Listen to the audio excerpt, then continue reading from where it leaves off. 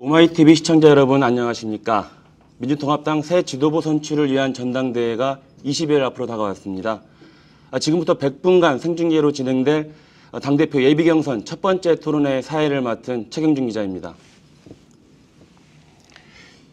어제 전당대회에 출마하는 당대표와 최고위원들 등록이 마감됐습니다. 당대표에는 모두 4명이 도전하는데요.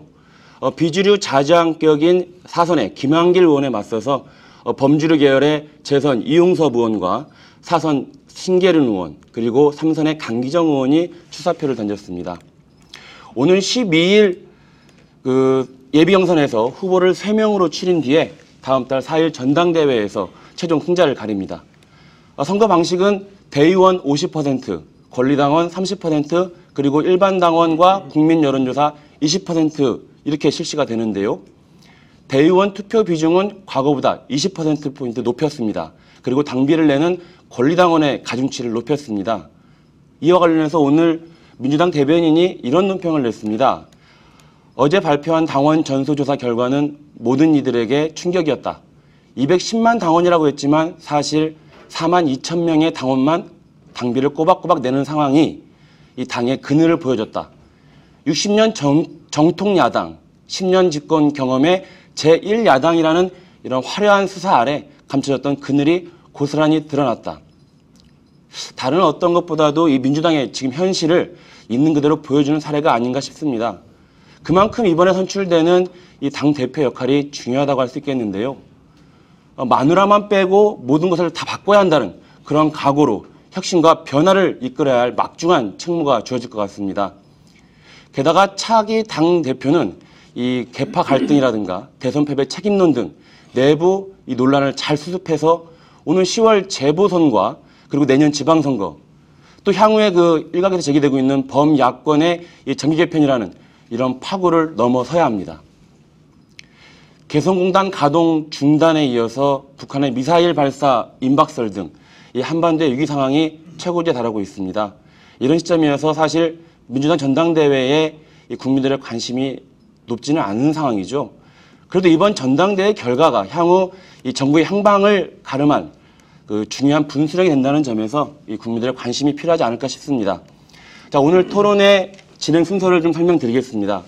우선 각 후보별로 이 모두 발언이 1분씩 주어집니다. 이어서 사회자 공통질문 3개에 대한 후보들의 답변을 듣겠습니다. 그리고 토론회의 긴장감을 좀 높이기 위해서요. 이 후보자 주도권 질문 순서를 준비했습니다. 한 후보가 다른 3명의 후보에게 각각 2분씩의 주도권 토론을 벌일 수 있습니다. 이후 다시 사회자 공통질문 2개가 주어지고요. 이어서 사회자가 4명의 후보에게 각각 개별 질문을 하게 됩니다. 다시 사회자 공통질문 2개를 드린 뒤에 마지막으로 후보자들의 마무리 발언을 듣도록 하겠습니다. 우선 후보자들을 소개해드리겠습니다. 보시기에 제일 왼쪽에 신계른 후보님 나오셨습니다. 예. 그리고 그 옆에 김한길 후보님 나오셨습니다. 그리고 오른쪽 편으로 강기정 후보님 나오셨습니다.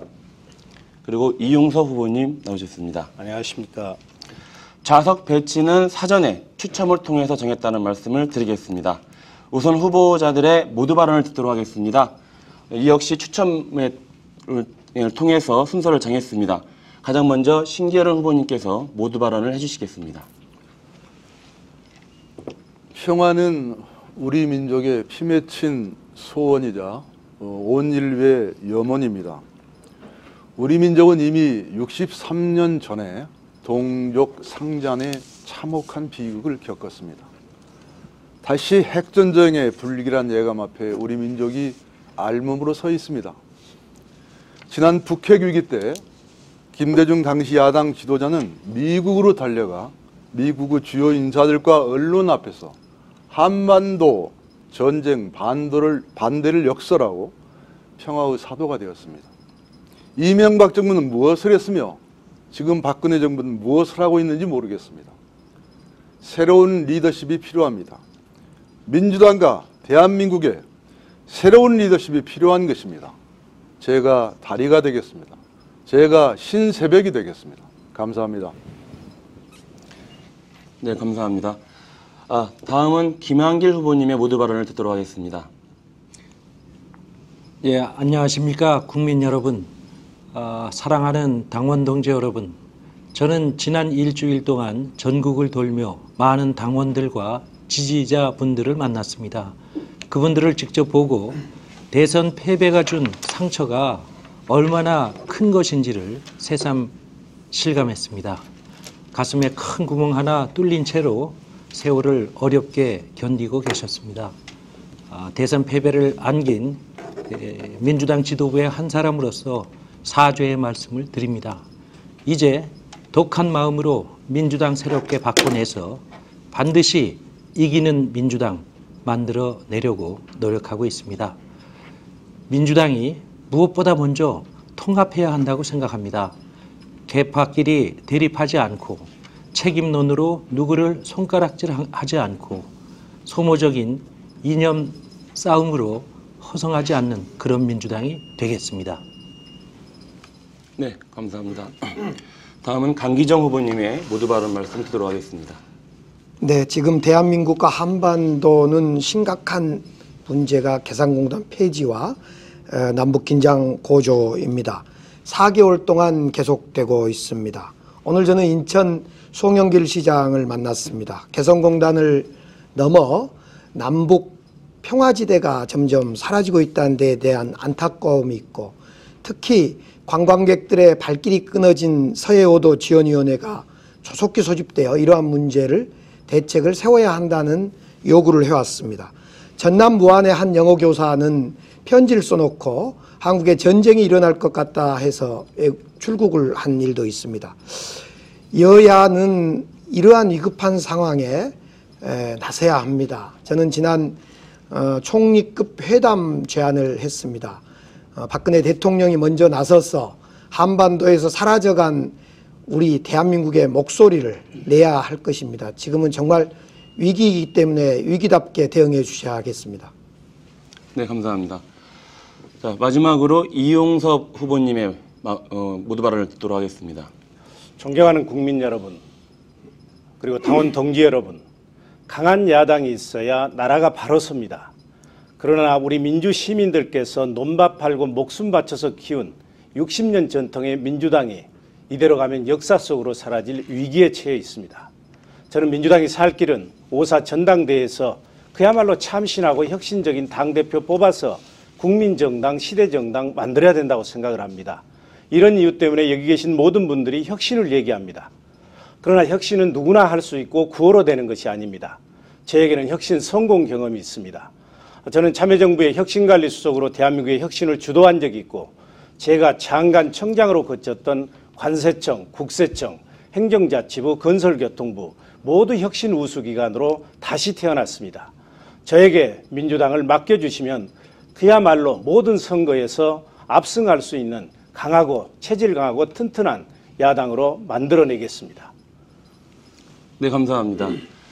오늘 나오신 모든 후보님들께서 내가 당 대표가 되어야 된다라는 말씀을 해주셨습니다. 자, 그럼 지금부터 본격적으로 토론회를 시작하도록 하겠습니다. 사회자 공통질문 첫 번째입니다. 지난 18대 대선 패배의 원인에 대한 것인데요. 공통질문의 그 모든 후보들은 1분 30초 안에 답변을 해주셔야 됩니다. 어제 그 대선평가위원회가 대선평가 보고서를 발표했습니다. 이것을 두고 많은 논란이 벌어지고 있습니다. 일각에서는 제2의 탄핵이다라는 말까지 나오고요. 또 일각에서는 엄중한 평가가 나왔다, 이런 또 얘기도 나오고 있습니다. 이 보고서 편향 여부에 대한 논란도 있는데, 우선은 이 대선 패배 원인에 대한 의견과 그리고 이 보고서 편향 여부에 대한 후보님들의 의견을 듣도록 하겠습니다. 우선 제일 먼저 김한길 후보님께서 답변해 주시기 바랍니다. 예, 대선 평가 보고서의 내용을 다 읽지는 못했습니다. 요약된 것을 들었는데요. 큰 흐름을 우리가 잘 수용해서 앞으로 참조해야 한다고 생각합니다. 저는 문재인 선대위에서 특별한 직책 맡지 못했지만 선대위에서 중요한 자리에 있던 분들이 저보다 더 책임이 크다고 말하지 않습니다. 저는 대선 패배 이후에 2주일 동안 가슴앓이 하다가 편지 하나 써서 우리 모든 국회의원과 중요한 분들께 보냈습니다. 그 제목이 우리는 모두 죄인입니다 하는 것이었습니다. 우리 모두가 죄인이라는 심정으로 국민들 앞에 반성하고 성찰하는 모습을 보여야 한다 이렇게 생각하고요. 우리끼리 안에서 네 탓, 내 탓 타령하는 것을 국민들이 보시면 아마도 한심하다고 얘기할 것이다 이렇게 생각합니다.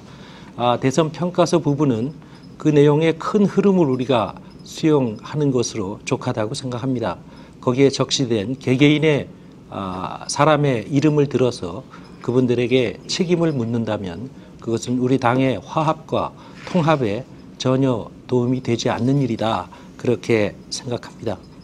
이제는 우리가 친노니 비노 주류 비주류 하는 명찰 다 떼버리고 오직 민주당이라고 쓰인 명찰 다 같이 달고 독하게 혁신에 나서야 합니다.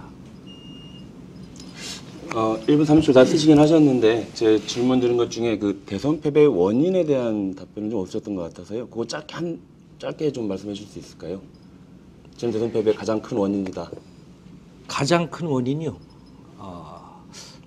구체적인 원인을 들라면 아마도 성공적이지 못한 단일화에 있다. 저는 문재인 후보께 여러 번 말씀했지만 안철수 후보를 단일화 과정에서 쓰러뜨리고 이기면 본선에서 진다. 이렇게 말해왔습니다. 그런데 서로가 껴안는 단일화 되지 못한 것이 참으로 아쉽습니다. 예, 감사합니다. 다음은 우리 강기정 의원님께서 답변해 주실 차례입니다. 역시 대선 패배의 원인과 그리고 어제 발표된 대선 평가 보고서에 대한 의견을 말씀해 주시면 됩니다. 이번 대선 평가 원인은 이 대선 평가 보고서에서는 9가지를 적시하고 있습니다. 대체적으로 이 9가지 중에 순서는 좀 달리하고 있습니다만은 저는 우리 민주당이 매우 불안정한 리더십, 지도부의 교체 이것이 대선 평가할 때 가장 큰 책임이다 이렇게 생각합니다. 작년 선거가 있는 대선이라는 큰 중요한 선거가 있는 해에 대표가 7번이 바뀌었습니다. 2004년부터 현재까지 21명의 대표가 바뀌었습니다. 이렇게 대표가 자주 바뀌게 되면요. 그 어떤 장사도 후보로 나서서 당의 지원을 전면적으로 받지를 못합니다.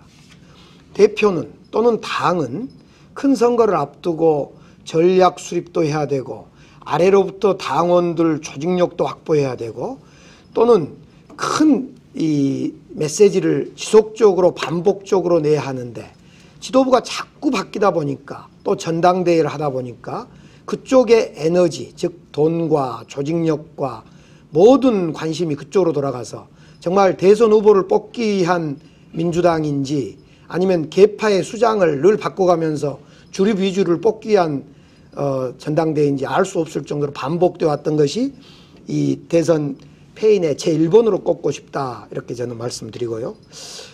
어제 발표된 시간이 다 됐습니다. 죄송합니다.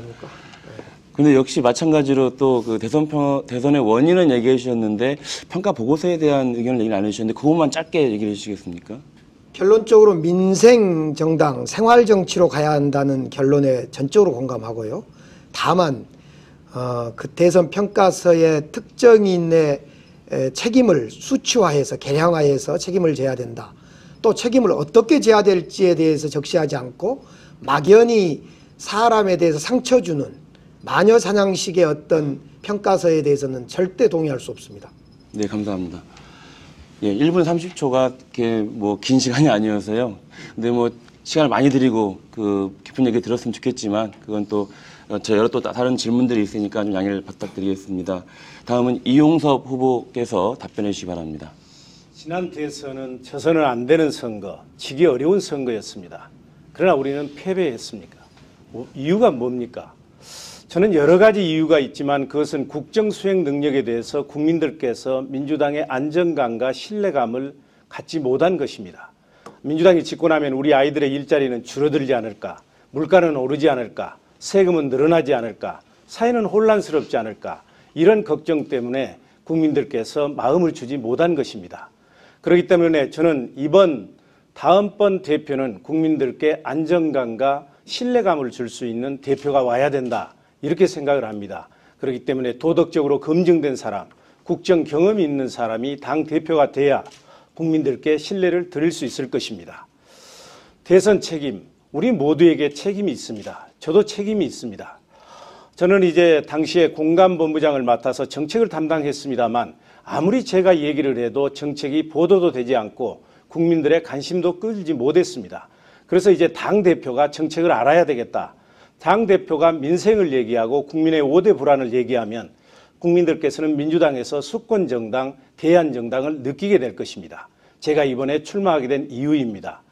어제 이제 대선 평가 보고서가 나왔습니다. 이 보고서는 그야말로 우리가 하나가 되고 재출발하는 계기가 돼야 되는데 어제 나온 그 대선 패배 책임자 발표를 두고 분란과 분열이 초래되지 않을까 걱정되는 부분이 있습니다. 네, 감사합니다. 마지막으로 신계른 후보님께서 답변해 주시기 바랍니다. 저는 먼저 제 자신에 대한 어떤 잘못을 하나 고백해야 될 것 같습니다. 민주당 그 대통령 후보 경선이 마무리될 무렵에 문재인 후보가 저에게 3번을 찾아와서 선대본의 총괄본부장을 맡아달라고 했습니다. 제가 완곡히 고사했습니다. 나중에 대선 평가를 하는 과정에서 보니까 선대본부가 총괄본부장이 부재해서 많은 혼란이 초래되고 비효율이 생겼다고 들었습니다. 저는 그 말을 들을 때마다 제 자신이 상당히 잘못해서 대선 선대본부가 효율성이 떨어져서 많은 그 점수를 잃게 되었지 않았나 하는 생각을 할 때마다 가슴이 아프다는 말씀을 드리고 이것은 당에 큰 죄를 진 것이라고 생각합니다. 기타 다른 여러 요인들이 있습니다만 제가 볼 때는 리더십의 문제, 문재인 후보를 포함한 지도부의 리더십의 문제가 있습니다. 같이 따라가시는 분들도 열심히 하신 분들도 있고 또 뒷짐지고 일 안 하신 분도 계시고 심지어는 대선 기간에 입방아를 찢는 분도 계셨습니다. 그런데 지금은 이 모든 것이 다 융합이 되어서 총괄적인 평가위에서 함께 나아가야 된다고 생각합니다. 고맙습니다. 대선평가 보고서에 대해서는 의견을 얘기해 주실 게 별로 없으신가요? 대선평가 보고서 내용은 의미 있는 내용이 많고 또 혁신 과제들도 제대로 공감이 갑니다. 그러나 시기적으로 지금이 적절한가? 매우 늦었습니다. 이미 평가서가 나왔어야 할 것들이 너무 늦어졌거나 시기적으로 적절치 않는 부분이 있어서 좀 온당치 못한 부분이 있다 이렇게 생각합니다. 예, 말씀 잘 들었습니다. 자, 다음은 이제 공통질문 2번째 순서입니다. 이번에는 아무래도 가장 핵심적인 주제가 될 것 같은데요. 안철수 전 서울대 교수에 대한 질문입니다. 역시 모든 후보들은 1분 30초간 답변을 해주셔야 됩니다. 안철수 전 서울대 교수는 여러 언론 보도를 참고해 보자면 민주당 입당에 부정적인 것 같습니다. 그렇다면 민주당 외부에서 신당을 만들지 않겠느냐 이런 추론이 가능한데요. 만일 당대표가 되신 후에 안철수 신당이 만들어진다면 합당을 추진할 것인가? 더불어 안철수의 새정치 담론에 대해서 후보들은 어떤 생각을 가지고 계시는지 답변해 주시기 바랍니다. 이번에는 강기정 후보의 답변부터 듣도록 하겠습니다. 네, 안철수 신당이 만약 만들어진다는 것은 우리 민주당의 혁신이 부족하기 때문이다. 이렇게 저는 말씀드리겠습니다. 2004년부터 우리 민주당은 열린우리당과 민주당으로 분열 분당의 역사, 지지자들은 나눔의 아픔을 겪어왔던 그런 그 기억을 우리는 똑똑히 하고 있습니다. 다시 신당이 만들어지고 분열이 된다는 것은 우리 한국 정치의 후퇴입니다. 절대 동의할 수 없고요. 그런 만큼 민주당이 그만큼 혁신해야 되겠다 이런 각오를 다지는, 제가 이번 출마하면서 저는 출마의 이유가 안철수 교수의 새정치였습니다. 도대체 새정치가 뭘까? 대선 과정 내내 이 특권을 내려놓고 국회의원 수를 줄이는 이러한 문제를 새정치의 하나의 그 정형처럼 이야기해 왔는데요. 결코 동의할 수 없었습니다. 물론 그것도 큰 흐름으로 새로운 정치 영역인 건 분명합니다. 그러나 제가 볼 때 새정치는 이 대한민국의 승자 독식 대통령 중심의 권력 구조가 있는 한 국회와 정치는 늘 싸우게 되고 공존하지 못하게 되고 진보와 보수, 영남과 호남 이런 갈등이 계속될 거라고 보여집니다. 저는 새로운 정치의 본질은 대통령의 승자독식의 권력구조가 바뀌어서 공존의 분권형 대통령제가 되는 것이다. 이렇게 봅니다. 네, 감사합니다. 다음은 이용섭 후보의 답변을 들어가겠습니다. 안철수 신당은 우리 민주당 하기에 달려 있습니다. 민주당이 독립변수이고 안철수 신당은 종속변수입니다. 이번에 5.4 전당대회에서 우리 민주당이 그야말로 참신하고 혁신적인 당대표 뽑고 국민들에게 미래 비전 제시하고 그리고 강도 높은 혁신을 통해서 새로운 정당으로 태어나면 저는 안철수 신당 어려울 것입니다. 설령 나온다 하더라도 국민의 지지를 받기 어려울 것입니다. 그러나 반대로 우리가 계파전대, 세력전대로 가게 되면 안철수 신당은 나올 수밖에 없을 것입니다. 저는 안철수 교수는 새정치를 위해서 함께 가야 할 동반자이지만 현재로서는 선의의 경쟁관계에 있다고 봅니다. 제가 당대표가 되면 그야말로 뼈를 깎는 창당 수준의 혁신을 하고 나서 안철수 교수를 민주당으로 모실 것입니다. 지금과 같은 상황에서 안철수 교수에게 입당하라고 하면 그건 실례인 것입니다. 안철수 교수가 들어와서 꿈을 펼칠 수가 없는 거 아니겠습니까? 그리고 안철수 교수의 새 정치, 저는 방향은 옳다고 봅니다. 그리고 한국 정치 발전에 크게 기여했다고 생각을 합니다. 그러나 갈수록 새 정치의 모습이 분명해져야 되는데 갈수록 불투명합니다. 이런 부분은 안철수 교수가 해결해야 될 과제이고 국민에 대한 도리라고 생각을 합니다. 네, 감사합니다. 자, 세 번째로 우리 신계른 후보님께서 답변해 주시기 바랍니다. 신기남 의원이라고 하시죠. 죄송합니다. 안철수 교수는 안철수 교수가 갈 길이 있습니다. 이미 스스로 내 갈 길이 여기다라고 말하고 있습니다. 그렇기 때문에 그분이 가시는 길에 대해서 가타부터 말하지 말았으면 좋겠습니다. 문제는 민주당입니다.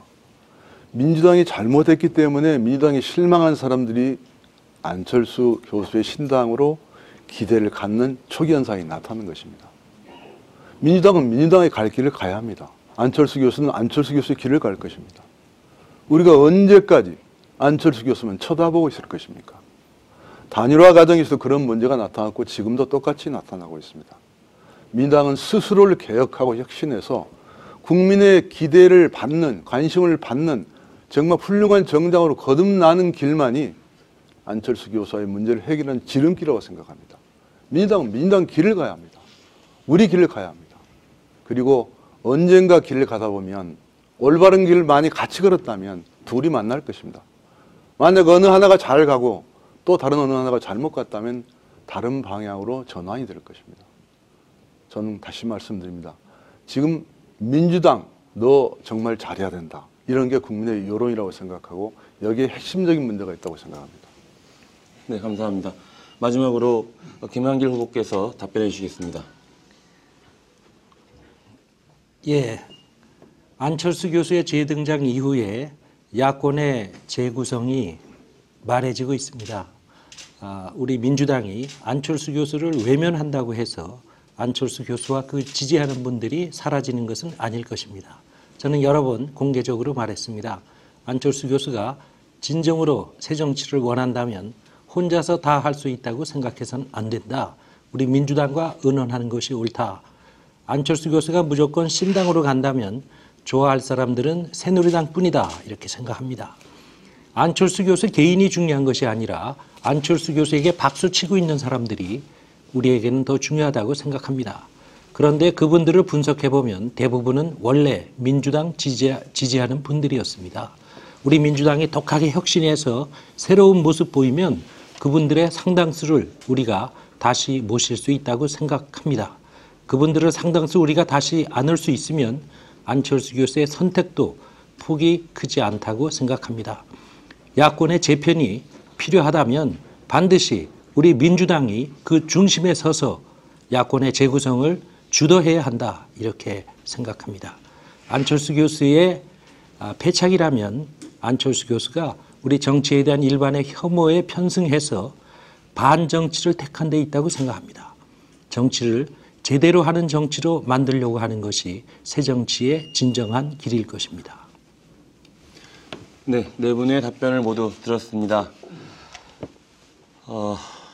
이 명확하게 그 안철수 전 서울대 교수의 향후 정치적 행보가 아직 명확하지 않기 때문에 답변도 약간은 조금 모호할 수 있는데요. 이제 뭐 4.24 재보궐선거 결과에 따라서 또 다른 또 흐름이 만들어지지 않을까 생각합니다.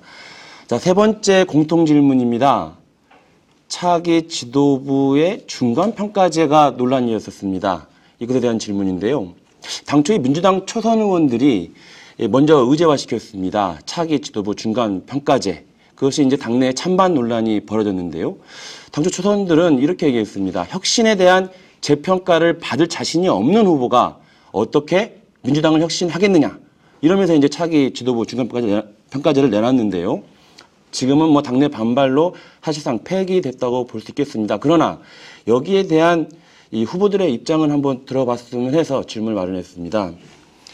답변은 이번엔 강기정 후보 먼저 답변해 주시겠습니다. 네. 죄송합니다. 예, 이용석 후보님 답변해 주시겠습니다. 죄송합니다. 예. 저는 저 스스로 그동안의 혁신 성과에 대해서 12월에 중간평가를 받겠다 이렇게 발표를 했습니다. 그렇지만 저는 당헌 당규의 중간평가를 의무화하는 것은 바람직스럽지 않다고 봅니다. 왜 우리 민주당이 이렇게 안정성을 잃었는가? 그건 지도부가 너무 자주 바뀌었기 때문에 그렇습니다. 2004년부터 지금까지 21번이나 바뀌었지 않습니까? 지난해부터 지금까지 6번 이상 바뀌었습니다. 어떻게 국민들께서 이렇게 잦은 교체에 따른 지도부에서 신뢰를 얻을 수 있겠습니까? 그렇기 때문에 저는 이 중간평가는 후보가 자기 공약으로 제시하는 게 바람직하겠다. 저는 스스로 제 7개월 동안 혁신을 이루고 그 성과에 대해서 12월에 받을 것입니다. 그 이유는 크게 한 세 가지가 있습니다. 우선 첫 번째는 제가 강도 높은 혁신을 하겠다는 본인에 대한 저에 대한 스스로의 결의이고 다짐이고 또 혁신을 성공시킬 수 있다는 자신감의 표시입니다. 그리고 혁신을 해보면 가장 중요한 것이 저항관리, 갈등관리입니다. 혁신은 고통스러운 것입니다. 기득권을 빼앗는 것이기 때문에. 그렇기 때문에 이 갈등관리를 제대로 하지 못하면 혁신은 지속성을 잃게 되는 것입니다. 12월에 제가 재심을 받게 되면 저는 제 2차 혁신을 강한 동력을 확보하는 것이기 때문에 2차 혁신을 또 더 강하게 추진할 수 있는 그런 장점이 있는 것입니다. 그리고 세 번째는 우리 모두가 혁신을 얘기하지만 국민들께서 믿지를 않습니다. 저의 진정성과 저의 강한 의지를 나타내기 위해서 제안을 한 것입니다. 예, 감사합니다. 다음은 신계론 후보께서 답변해 주시겠습니다. 이용섭 의원님 말씀하신 것처럼 민주당이 잦은 지도부 교체가 많은 문제를 낳았다는 것은 여러 번의 평가를 통해서 입증이 되었습니다. 그러니까 지도부를 교체하는 것만 가지고는 안 된다는 것이죠. 어떤 선거가 패배했으면 그냥 당대표, 그다음에 최고위원이 물러나면 그뿐입니다. 왜 졌는지, 앞으로 어떻게 해야 할 것인지 이런 평가가 우선되지 않고 그냥 지도부만 물러갑니다. 그래서 이러한 그 지도부 교체가 민주당이 취약하게 된 원인 중에 하나라는 분석이 되어 있습니다.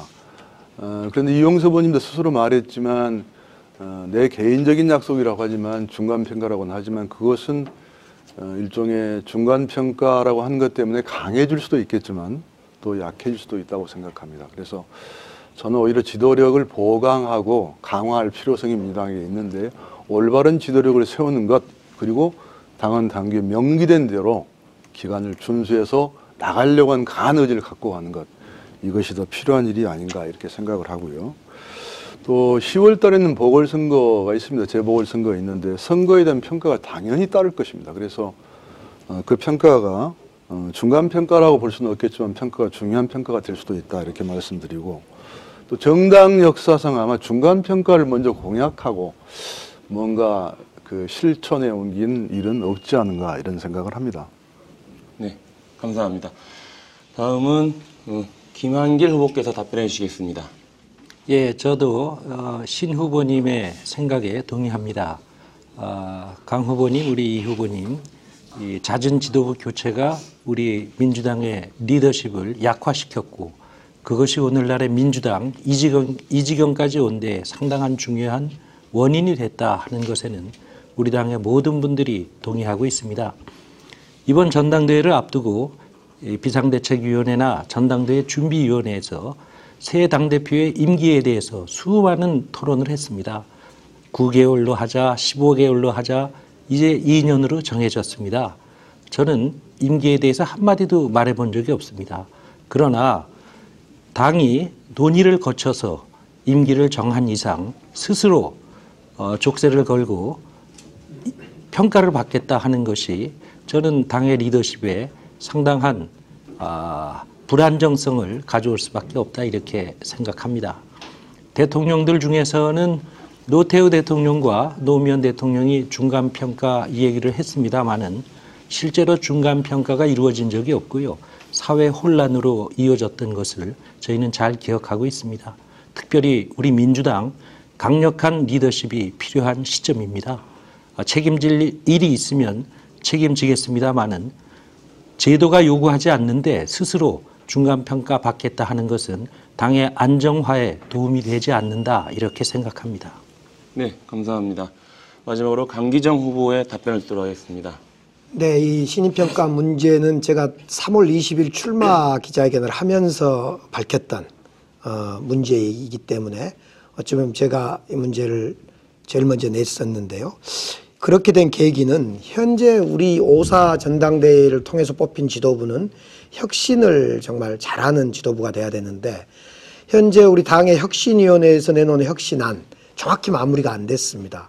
또 여러 후보들 최고위원들이 전당대회 과정에서 내놓은 안에 대해서 충분히 지금 합의되지 않고 있습니다. 문제는 5.4 전당대회로 뽑힌 이 당대표가 혁신을 해나갈 건데 그 혁신의 방향과 속도가 맞는지를 점검하고 가야 되는데 그 시점이 내년 초 정도 되겠다 저는 이렇게 생각했습니다. 또 하나는 10월 재보궐선거가 있습니다. 이 재보궐선거가 되면 틀림없이 그 책임을 또 묻기 위한 이런 그 당내 움직임이 있을 건데 이런 것들에 대해서도 지도부 교체라는 방식이 아니라 스스로 나서서 신임을 묻는 그런 방법이 좋겠다. 그동안의 수많은 이 지도부 교체는 주류 비주류의 갈등 속에서 파이에 의해서 물러난 형태였는데 이 신임투표나 중간평가는 스스로가 혁신 방향이나 이 속도에 대해서 당원 여러분들에게 묻는 전당원 투표적 성격이다 이렇게 보시면 되겠습니다. 네, 감사합니다. 어떤 후보는 이 차기 지도부 중간평가제를 공약으로 내걸었고 또 어떤 후보는 이 안정적인 리더십을 위해서 이것에 좀 반대하는 의견을 내셨습니다. 지금 여러분들은 민주통합당 정당대회 당대표 예비경선 첫 번째 토론회를 오마이뉴스, 오마이TV가 생중계로 오마이TV를 통해 생중계로 보고 계십니다. 자, 다음은 후보자 주도권 토론 순서입니다. 좀 긴장감을 높이기 위해서 준비를 해봤는데요. 각 후보자는 6분 동안 자신의 주도로 토론을 진행합니다. 상대 후보에게 질문을 하고 답변을 요구할 수 있는데요. 주도권을 쥔 후보는 다른 3명의 후보를 각각 지명한 뒤에 2분 내에 걸쳐서 질의응답을 하고 대신에 상대 후보의 답변 시간 30초는 보장을 해주셔야 됩니다. 상대 후보의 답변이 길어지거나 질문 취지에 어긋날 경우에는 답변을 제시하실 수도 있습니다. 먼저 신계른 후보께서 다른 후보 지명해 주신 뒤에 진행해 주시기 바랍니다. 저는 그 3일 전인 7일에서 늦게 출마 선언을 했습니다. 그래서 여기 나오신 3분의 후보보다는 지역을 전혀 돌 수 없었습니다. 그래서 좀 손해를 본 느낌이 들고 3분 모두 사전선거 운동을 한 거 아닌가 이런 생각도 듭니다만 어쨌든 열심히 3분 하셨습니다. 강기정 후보께 질문 드리겠는데요. 저보다 훨씬 먼저 출마해서 선거 운동을 했습니다. 그래서 현장의 목소리도 많이 들었을 거고 생각도 많이 정리했고 또 메모했다고 들었습니다. 지금까지 아직 이제 전대가 시작됐습니다만 선거 출마를 선언하고 지금까지 여러 지역을 돌면서 일종의 선거 운동을 해 나오면서 느꼈던 소외라고 할까요? 이런 것이 있으면 어떤 것인지 한번 표현해 주면 도움이 되겠습니다. 예컨대 아까 사회자께서 주류 비주류 이렇게 얘기했는데 정말 듣기가 싫습니다.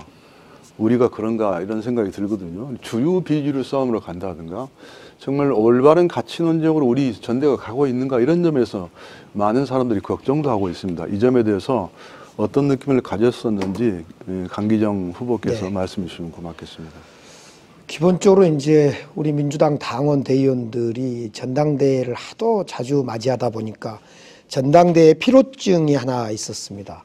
또 우리 당으로 보면 상당한 재정적 에너지를 이 전당대회에 잦은 지도부 교체에 투입했다는, 그러므로 인해서 앞서 말씀드렸던 대선을 준비하고 정권 교체를 승리로 이끌지 못했다는 아쉬움이 있고, 그에 대한 지적, 그리고 그 후과가 결국 무관심 이렇게 났습니다. 그러나 민주당을 살려야 된다는 그런 마음들은 여전했습니다. 그래서 우리 지도부에게 주류 비주류 갈등하지 말고 5년 뒤에 민주당의 희망을 보여달라, 이런 주문을 가장 많이 했습니다.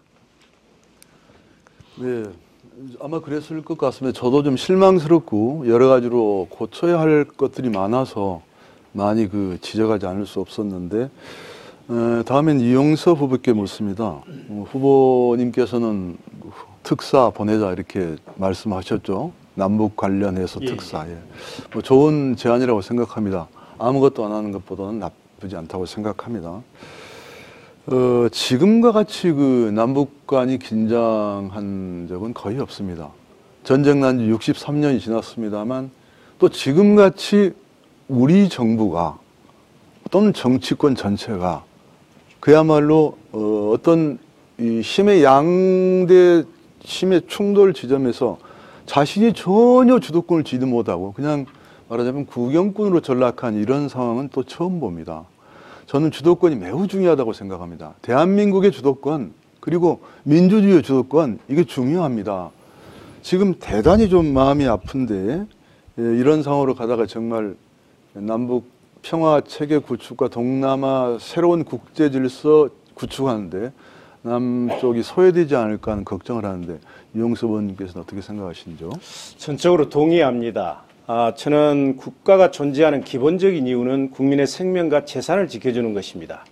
이명박 정부 5년 동안에 애순 한 명의 우리 국군과 국민들이 목숨을 달리했습니다. 이것은 그야말로 정부가 직무유기한 것입니다. 그렇기 때문에 박근혜 정권도 이것을 교훈 삼아서 저는 투트랙으로 가야 된다. 우리가 평화를 원하거든 전쟁을 준비해라, 이런 얘기가 있는 것처럼 우리 안보력 태세 강화해야 합니다. 그렇지만 일단 강경 도발이 이루어져서 강대강으로 가게 되면 많은 국민의 생명과 재산이 잃게 됩니다. 그래서 최선의 방법은 예방하는 것입니다. 그러려면 저는 꾸준히 대화를 하고, 그리고 주변에 있는 강대국과 애교적 노력을 통해서 북한이 오판하지 않도록 예방해 가는 게 최선이다. 이런 뜻에서 대화를 해야 된다, 이런 제안을 했던 것입니다. 끝으로 김한길 후보님께 질문드립니다.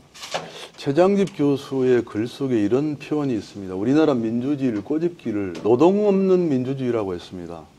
제가 노동 있는 민주주의를 한번 만들어 보겠다고 말했습니다. 그 말은 우리 민주사회의 정당한 주인일 수밖에 없는 노동자들이 주체로서 정치에 참여하지 못하고 있는 현실을 지적하는 것입니다. 우리나라는 그런 부분에서 부분적인 개선을 이뤘다고 생각하는데요. 제가 볼 때 그중에 제일 큰 문제가 저는 비정규직 노동자 문제라고 생각합니다. 지금 이 단계는 지금 수습하지 않으면 안 될 아주 마지막 단계에 도달했다고 생각합니다. 제가 올 상반기 안에 대표가 되면 이 문제를 어떠한 일이 있더라도 제도하겠다, 이렇게 말했습니다. 사회적 합의를 통해서 제도하겠다고 말했습니다. 저는 이 문제를 더 이상 미룰 수 없는 과제고, 더 미룰 경우에는 사회적 통합이 깨질 수밖에 없는 이런 위기에 와 있다고 저는 생각한 것입니다. 제가 주장한 노동이 있는 민주주의라든가 이런 것에 대해서 김한길 후보님께서는 어떤 의견을 가지고 계신지 질문 드립니다. 지금 우리 노동계의 현안이라고 하면 근무시간 단축을 통한 일자리 나누기, 또 최저임금 문제, 또 하나 가장 중요하다고 할 수 있는 것이 비정규직 문제입니다. 비정규직, 대개 정규직과 거의 비슷한 수준으로 지금 수치가 말해지고 있습니다만은, 저는 지난번에 이 서울시의 박원순 시장이 이 청소하는 분들을 직접 고용해서 이 정규적인 일자리로서 마련해 준 것이 아주 좋은 사례로 이 성공한 것에 대해서 기쁘게 생각합니다. 이 불법 파견 이 비정규직을 그 정규직화하는 과정에서 우리가 예상치 않았던 문제들이 지금 불거지고 있습니다. 공기업의 비정규직을 마무리하시죠. 최우선적으로 정규직화하겠다는 공약이 하루빨리 우선적으로 실천되기를 기대합니다. 예, 수고해 주셨습니다. 다음은 우리 김한길 후보께서 주도권 토론을 하시겠습니다. 역시 마찬가지 방식으로 후보를 지명해 주신 뒤에 2분 내에 상호 질의 응답 내지는 자유로운 형식으로 하시면 될 것 같습니다. 예. 먼저 우리 강기정 후보께 여쭙겠습니다. 계파 정치의 문제에 모두가 공감하고 있습니다. 저의 경우로 말하면 저는 정치를 하는 동안에 계파끼리 모여서 무언가를 논의하는 자리에 한 번도 참석해 본 적이 없습니다. 특정한 계파가 외부 사람을 초청하는 행사에 저도 같이 초청된 적은 있습니다마는 계파 구성원끼리 모인 데에 한 번도 참석한 적이 없다. 그러면서 사실은 많이 말 못하는 불이익도 감수했습니다. 제가 우리 강기정 의원께 여쭙고 싶은 것은 계파 정치를 어떻게 생각하는지, 우리 당의 이제까지의 계파 정치의 현상을 어떻게 생각하는지 답해 주시면 좋겠습니다. 그동안 계파 정치는 대선 후보급들을 중심으로 해서 의원들이 모이고 의논하고 이런 모임들이 이제 주종이 되었습니다. 물론 우리가 총체적으로 계파 정치라고 표현한 모임 중에는 매우 건강한 토론을 위한 어떤 모임도 있었습니다. 사실은 최근에 해체 선언을 한 진보행동이라는 소위 486 의원들의 모임도 2008년 대선 패배, 총선 패배한 이후에 민주당의 진로를 고민하고 5년 뒤에, 당시 2008년 당시 5년 뒤에 민주당을 어떻게 할 것인가를 고민하고자 하는 그 취지에서 시작됐습니다. 그러나 그 고민을 완성시키지 못하고 오히려 외부에서 볼 때는 또 다른 어떤 기득권 계파다 해서 최근에 해체한 적이 있습니다.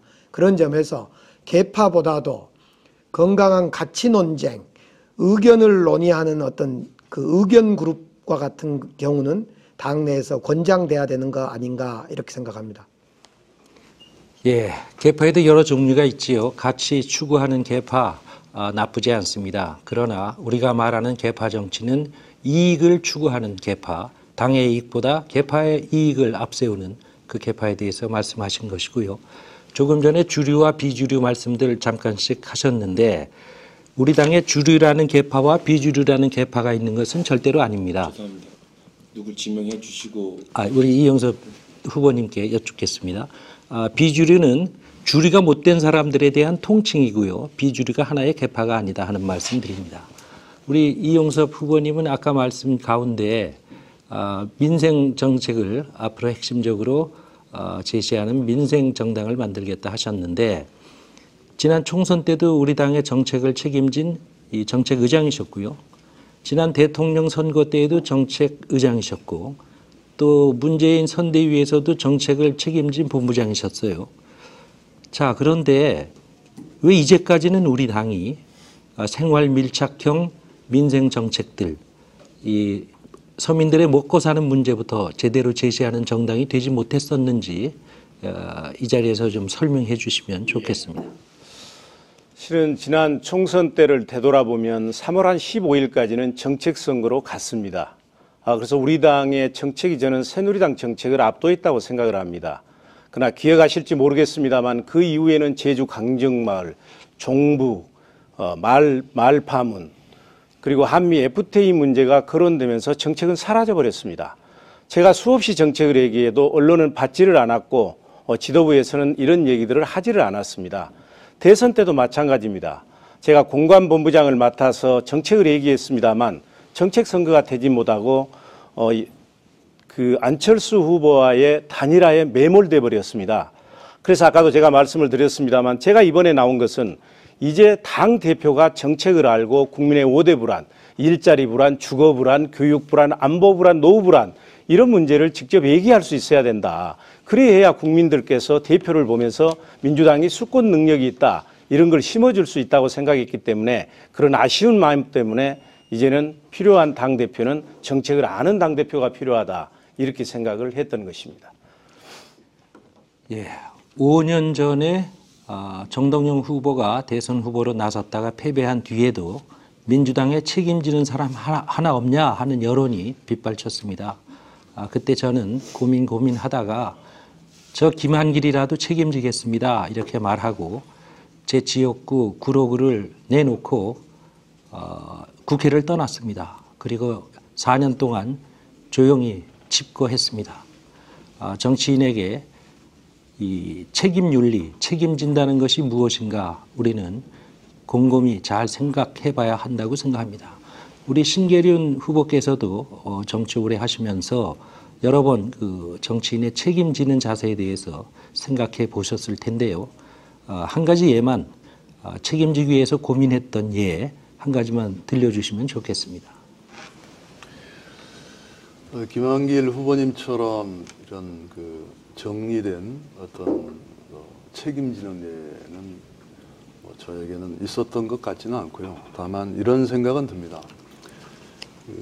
사람이 개인으로는 책임질 수 있을지 모르지만 개인을 떠나서 어떤 집단이 행동을 했을 때 집단 행동에 대한 전체적인 책임까지 끌고 갈 책무가 개인에게 있다고 생각합니다. 그래서 개인의 책무보다 더 중요한 것이 자기가 속한 집단에 대해서 어떻게 평가를 할 것이며 어떤 기준과 원칙을 갖고 반성의 기점과 내용을 잡을 것인가 하는 것이 더 중요한 것이 아닌가, 이런 생각이 들어서 김한길 후보님처럼 이렇게 훌쩍 떠나는 것도 중요하지만 누군가 남아서 그 문제 집단에 대해서 진단하고 앞으로 방향을 설정해 나가는 사람도 꼭 필요하다.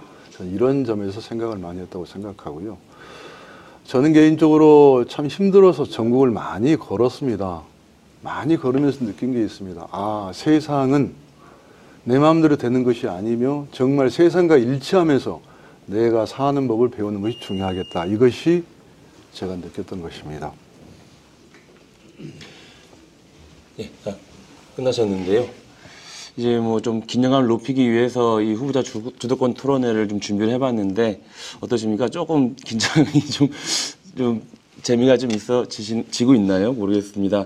세 번째는 우리 강기정 후보께서 주도권 토론을 하겠습니다. 우리 김한길 후보께 여쭙겠습니다. 대선 평가서 저도 300쪽짜리 다 읽지를 못했고요.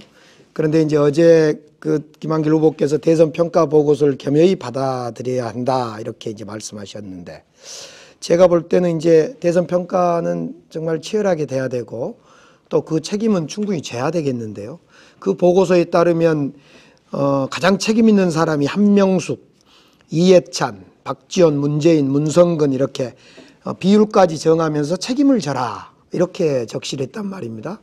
또 어제는 우리 당의 비대위원인 문병호 비대위원이 의원직을 사퇴해라, 이런 이야기까지를 주장하셨는데, 이 대선 패배에 대한 책임이 어떻게 지워져야 되는 건지에 대한 정말 이걸 좀 결론을 내야 될 것 같아요. 정말 의원직을 던지는 건지 어떻게 책임지는 건지, 특히 지금 대선 패배 이후에 문재인 후보가 정말 자숙하고 성찰의 시간을 보내는 걸로 알고 있습니다.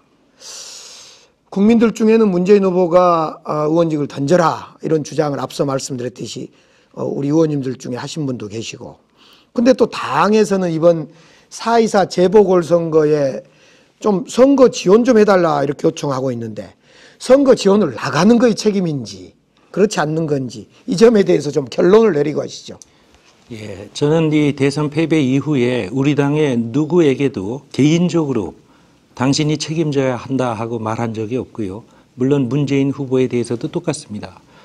개인이 의원직 사퇴 같은 것은요, 저는 5년 전에 그때가 마침 국회의원 임기 말이었기 때문에 가능했고요. 지금은 국회의원 임기 3년 이상 남았는데 불가능하죠. 노원병 선거를 덮는 문제는 문재인 후보뿐만 아니라 노원병이 아닌가요? 부산 얘기죠. 예. 문재인 후보뿐만 아니라 우리 당에 도움이 되는 모든 사람이 돕는 것이 옳다, 그렇게 이미 밝힌 적이 있습니다. 네. 신계륜 우리 후보님께도 비슷한 질문을 좀 드려야 되겠는데요. 정말 국민들은 이 책임을 지는 것을 어떤 것이 책임을 지는 건지, 과거에 많은 총선 패배 이후에 김대중 전 총재께서는 대선에 지고 영국을 떠난다거나 이런 방식으로도 책임을 졌는데, 과거의 대선 평가서를 뭐 기억하시거나 또는 경험을 되살리셔서 이 대선 평가 보고서에 따른 이 책임을 어떻게 지는 것이 좋은 건지 한 말씀 해주시죠. 글쎄요, 저도 여러 차례 경험했습니다만 어떻게 그러니까 대선이 실패했을 때 제 기억에는 누가 누구 보고 물러나라고 한 적은 없었던 것 같습니다. 오히려 지도자가 스스로 판단하고 행동했던 것으로 기억을 합니다. 그래서 김한길 의원님도 조심스럽게 얘기하고 계시지만 사람에 대한 문제는 매우 조심해야 된다. 그리고 신중해야 된다는 말씀을 드리고 싶고요. 그러나 진행된 상황과 객관적인 결과에 대해서는 엄혹하게 평가를 해서 다시는 그런 결과가 반복되지 않도록 하는 것은 너무 중요하다. 이렇게 좀 다른 수준의 문제로 봐야 되지 않겠나 이렇게 생각을 합니다.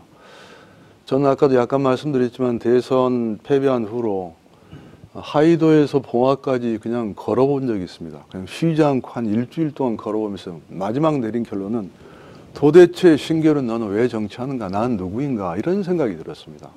아마 대부분의 사람들이 정치하신 분이나 지지하신 분이나 모두 그런 느낌이 들어있는 것은 아닌가. 이때 제일 중요한 것은 전 진정성이라고 생각합니다. 반성과 평가도 진정성, 그리고 어떠한 일을 하더라도 국민에게 진정성 있는 것, 이걸 지속적으로 보여주는 것. 이것이 반성이 가장 중요한 일이 아닌가 생각합니다. 네, 감사합니다. 우리 이용섭 의원님께도 비슷한 질문인데요.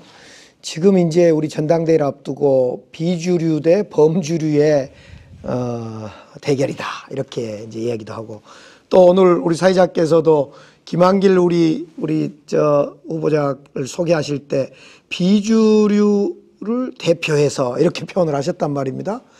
저는 최근 이제 선언을 3월 20일 이후에 도대체 이 범주류와 비주류는 존재하는 건지, 범주류는 어떤 개념인지를 도대체 이해할 수가 없어요. 그리고 제가 볼 때는 친노 책임져라 하다가 친노들이 자숙하고 김부겸 우리 의원님까지도 대선 책임을 지고 출마하지 않겠다 하니까 갑자기 친노의 지원을 받는 어떤 범주류, 친노를 포함한 범주류, 이런 개념이 막 생겨나서 저는 그걸 가공의 개념이다 이렇게 표현을 했는데, 그러면서 이제 무서운 것은 이 범주류가 대선 책임을 져야 된다 이렇게 이제 나와서, 도대체 이것 좀 정리 좀 한번 명쾌하게 논리적으로 좀 해보시죠. 제가 다른 건 정리를 잘하는데 이건 잘 안 될 것 같네요.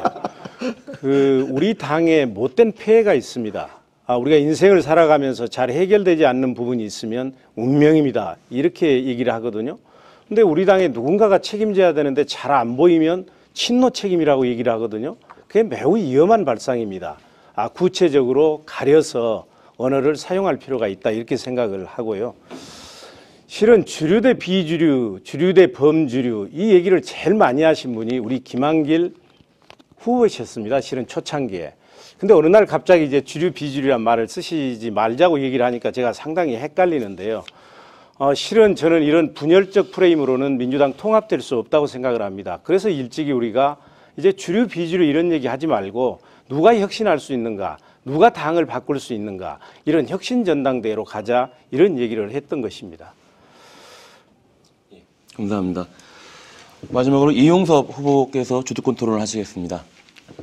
저는 오른쪽부터 우리 신계륜 후보님부터 질의를 하겠습니다. 이것도 순서 잘 잡아야 되겠더라고요. 이렇게 하겠습니다. 우선 저는 이제 계파가 없습니다.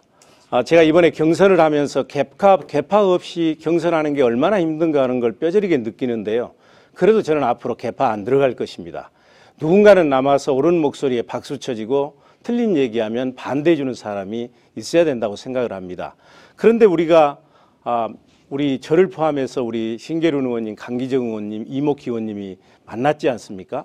여기에 대해서 이제 얘기가 많습니다. 그래서 여기서 좀 해명이 아니라 실체를 얘기를 해 주셨으면 좋겠는데요. 저는 그렇게 얘기를 했습니다. 주류 대 비주류, 친노 대 비친노, 이런 식으로 가면 우리가 전당대회에서 당이 분열되고 심하게 가면 분당될 수도 있다. 그렇기 때문에 가치 논쟁으로 가자. 혁신 논쟁으로 가자, 미래 전당대회로 가자. 그래서 거기에서 뜻을 합하자 그런 생각을 갖추고 있는 사람끼리 그래서 이제 우리가 합의까지 받지 않습니까? 그래서 그걸 일부 언론에도 보도가 됐습니다만 그런데 언론은 여기에 관심 갖기보다는 네 사람이 단일화하느냐 안 하느냐 여기에 이제 관심이 많았던 것 같습니다. 그래서 소위 네 사람이 만난 것을 김한길 대 반김한길 구도를 만들려고 한 거 아니냐 이런 얘기들이 많은데 여기에 대해서 어떻게 생각하시는지 좀 얘기 좀 해주십시오. 그 모든 그 사물과 운동에는 표면에 보이는 어떤 색깔과 어떤 현상이 있고 그 이면에 진실이란 게 감춰져 있게 마련입니다. 이번 전당대회도 아마 제가 생각하기에는 그 많은 바깥에 보이는 것 내에 있는 것이 우리가 어떻게 갈 것인가라는 것을 고민하는 것이라고 생각합니다. 이것이 표출되어야 합니다. 우리가 어떻게 가야 민주당이 살 수 있지? 민주당이 정말 생존의 기로에 서 있는데 국민의 신뢰를 어떻게 하면 받을 수 있지라는 것이죠. 이것에 대한 견해는 조금 다를 수가 있고 제가 볼 때는 이용섭 의원님이나 강기정 의원님이나 모두 전대의 방향을 가는 데 있어서 대체로 공감하는 목표에서 같이 전대를 좀 생동감 있게 꾸려가보자. 이렇게 했던 것 같습니다. 네. 예, 그러면 우리 김한길 후보님께 질의를 하겠습니다. 가장 앞서가는 분은 항상 타겟이 됩니다. 그렇기 때문에 그건 행복한 고민으로 생각하시고요. 고맙습니다. 예. 우리 후보님께서는 그런 말씀을 자주 하셨어요. 민주당의 당헌 총칙 제1조는 민주당 당권은 당원에게 있고 당의 모든 권력은 당원으로 나온다. 아주 지극히 당연한 얘기이고 좋은 이제 저는 규정이라고 생각을 하는데 이게 이제 없어졌지 않습니까? 이게 2011년 12월 당헌 개정에서 삭제됐다 이런 말씀을 자주 하셨습니다. 그러면서 마치 그 뒤에 일정한 세력의 무슨 음모나 저의가 있었던 것처럼 자주 말씀하신 느낌을 제가 받았거든요. 근데 잘 아시는 것처럼 이때는 무슨 당헌을 개정한 게 아닙니다.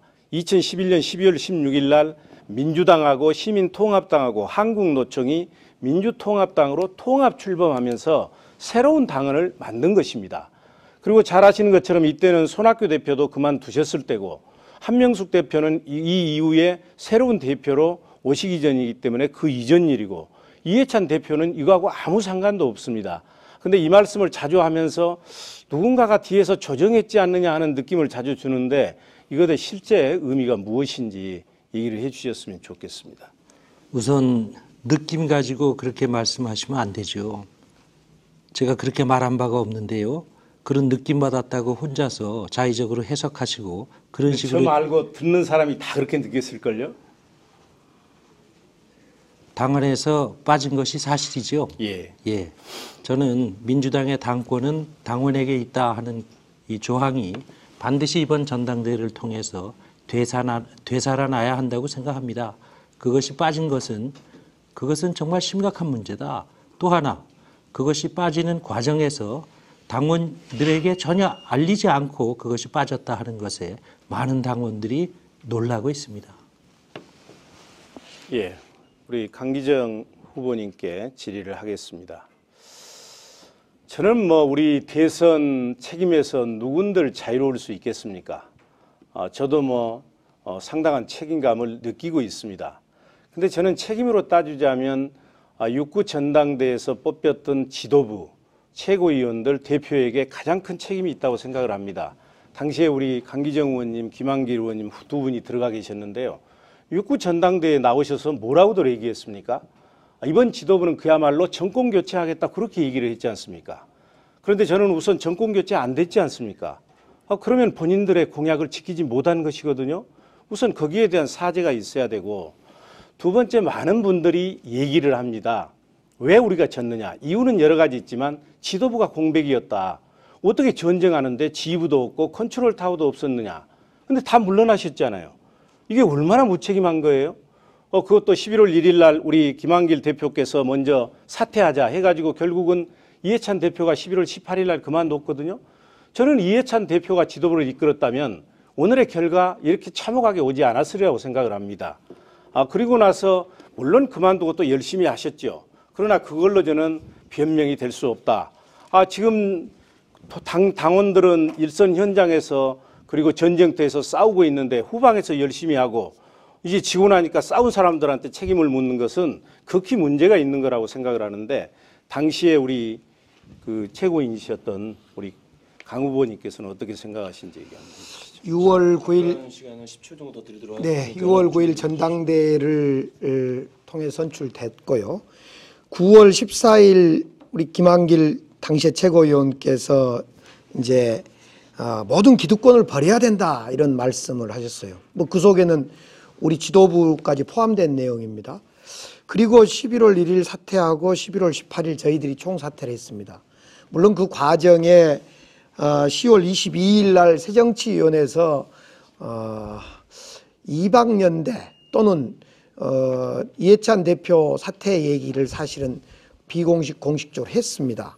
저는 이 과정에 사퇴하는 건 실익이 없다. 지도부 공백을 가질 수 있다. 이런 생각이었고요. 지금 저는 앞서 말씀드렸듯이 잦은 지도부 교체와 대선을 앞두고 이 사령부를 없애는 역할을 누군가가 했다는 점에 대해서 그 책임을 져야 된다. 이런 생각을 가지고 있습니다. 예, 모두 수고해 주셨습니다. 당내 그 후보자 주도권 토론은 아무래도 좀 당내 문제로 많이 좀 지배가 됐던 것 같습니다. 좀 시각을 좀 밖으로 좀 빼서 사회적 공통 질문을 이어가 보도록 하겠습니다. 사회적 공통 질문 네 번째는 종편 출연 문제입니다. 민주당은 대선 기간 동안에 종편 출연을 사실상 금지했습니다. 뭐 또 당론이었냐 아니었냐 뭐 이런 또 논란도 있었는데요. 어쨌든 간에 이 최근에 그 방침이 바뀌었습니다. 이 종편을 출연하는 것이 옳으냐 그르냐를 떠나서 당이 지나치게 좀 좌고우면하는 것이 아니냐 이런 지적에 대해서 후보자들은 어떤 생각을 가지고 계시는지 답변을 들어보도록 하겠습니다. 순서에 따라서 김한길 후보께서 먼저 해주시기 바랍니다. 종편 출연 문제, 특히 대선 기간 중에 종편에 대해서 우리가 어떤 입장을 가져야 한다고 생각했느냐. 저는 우리 문재인 후보에게 여러 사람이 있는 앞에서 이 대선 기간 중에 우리가 종편을 이 종편이라는 무대를 이 상대 후보 박근혜 후보의 우호적인 사람들만으로 채워가고 있는 것에 대해서 이렇게 방치하는 것은 절대로 우리에게 유리하지 않다 이렇게 말씀했습니다. 이 종편이라는 것이 그 탄생 과정에 문제가 있는 것은 사실입니다. 그러나 그 문제와 선거 기간 동안에 그 큰 무대를 우리가 방치하는 문제와는 다르다 그렇게 생각했습니다. 가령 이 대한항공이나 아시아나항공이 인허가 과정에 문제가 있다고 해서 우리가 비행기 안 타고 배 타고 다니겠습니까? 더군다나 전쟁 중에 우리가 그럴 수는 없는 것이었다고 생각합니다. 우리가 종편에 출연해서 종편의 정치적 편향성이나 그 탄생 과정의 문제점도 거기서 이 얘기하고 우리의 대선에서의 입장을 분명히 밝혔어야 한다고 저는 생각합니다. 다음은 강기정 후보께서 답변해 주시겠습니다. 네, 기본적으로 종편은 2008년에 날치기 된 악법이었기 때문에 우리 민주당의 이 당론으로 결정했습니다. 물론 지도부 당론이었습니다. 그 당론으로 종편 결정이 되고 나서 금지 결정이 되고 나서 이번 대선과 관계에서는 좀 더 지혜롭게 저희들이 보지를 못했습니다. 결론적으로 이제 대선에서 종편이 끼친 영향이 지대했다고 평가되어지고요. 문제는 근본적으로 그래서 우리 민주당은 언론의 공정성을 지키기 위한 대책을 어떻게 수립할 거냐의 관점에서 이런 모든 문제를 봤어야 된다. 특히 이번 정부조직법 그 논란 과정에서도 가장 문제됐던 것은 이 종편을 포함한 이 언론의 공정성을 어떻게 정부 권력으로부터 지켜낼 건가의 문제였고 우리 민주당은 그 점을 일정 부분 지켜냈다고 생각합니다. 국민들은 많은 요구가 있었습니다마는 이 사업 인허가권에 대해서 방송통신위원회에서 갖던 권한을 새로 생긴 미래창조과학부 업무로 이관하는 대신 앞으로도 방송통신위원회의 결재를 받아서 말하자면 미창부에서 결정하도록 하자 이런 과정을 가졌다고 성과했다고 생각합니다. 결국 이제 종편에 대해서는 다시 원점 회귀한 것은 과정에 문제는 있었으나 불가피한 조치가 아닌가 이렇게 보여집니다. 다음은 이용석 후보자께서 답변해 주시겠습니다. 저는 민주당과 새누리당이 다른 점이 있습니다. 물론 제 사견입니다. 새누리당은 상대적으로 이해관계로 모인 집단입니다. 그렇기 때문에 치열하게 토론하고 싸우다도 이해가 집중되면 모입니다. 대표적인 게 경제민주화입니다.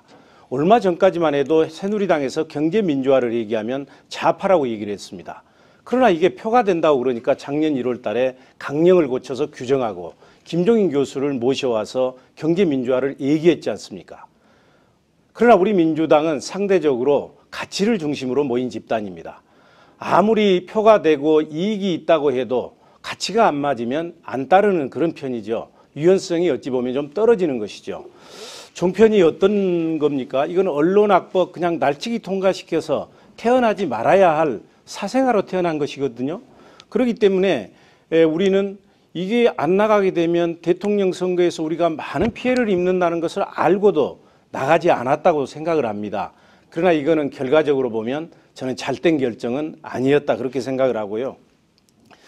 지금 대선이 끝난 다음에 이제 철저하게 반성하고 빨리 수습을 했어야 되는데 마치 1997년에 토니 블레어가 제3의 길을 제시해서 18년 만에 재집권했던 것처럼 이런 걸 저는 빨리 바꿨어야 했다고 생각을 합니다. 실용 진보로 가야 된다는 얘기죠. 그런데 4개월이 지난 시점까지 제대로 정리하지 못한 것은 우리 민주당 지도부가 유연하지 못했고 제대로 대응하지 못했다 그렇게 생각을 합니다. 감사합니다. 마지막으로 신계련 후보께서 답변해 주시겠습니다. 대체로 같은 방향에 서 있습니다. 제가 이번 국회 개원을 하고서 국회에 들어가는데 여러 카메라가 있는 가운데 어떤 분이 질문을 해서 제가 뭐라고 답변을 했습니다. 그런데 이게 이제 종편에 제가 나왔죠. 그러니까 아마 제 기억에 트윗 이런 데서 저거 신계륜 아닌가 라는 빗발치는 항의 이런 것을 받았죠. 제가 이 말씀을 드리는 것은 그때 MB정부의 언론 장악 음모가 극심했고 그에 대한 국민들의 반감이 무척 컸다고 하는 사실, 그리고 그렇게 할 수밖에 없었던 우리 민주당의 사정에 대해서 우리는 충분히 이해하고 넘어가야 한다고 생각을 합니다. 그만큼 어렵고 그만큼 힘들어했고 그만큼 고통을 받았기 때문에 그렇습니다.